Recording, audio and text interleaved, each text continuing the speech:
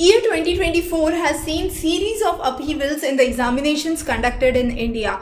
It started with NEET UG, then there was issues with CSIR, with UGC NET, issues with IOQM, the mathematics exam which is only out of passion, no final selection into a college based on that. Still there were allegations of malpractices, the similar pattern of possibly unlikely roll numbers coming together, paper leaks, so on and so forth. So what if the integrity of our exams are compromised? There has to be a system where transparency has to come into the system to ensure smooth functioning of each and every examination, because if integrity is compromised, the scenario would be the talented mass would not stay within the borders, and that is one of the major reasons that students are now considering foreign exams. Now this foreign exams could range from a series of exams which could be for the undergraduate level like SAT, which is now digital SAT. It could be in the form of advanced placement, the AP examination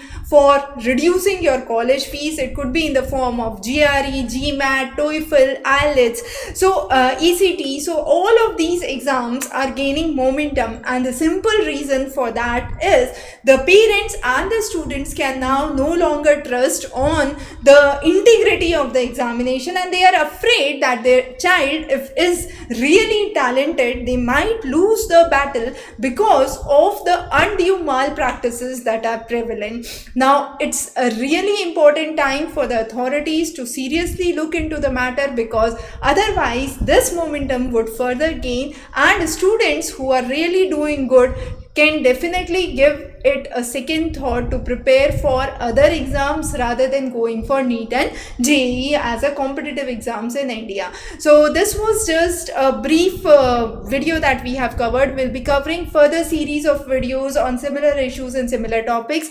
Do subscribe, and in case you have any questions or queries, feel free to connect on the number below. Thank you.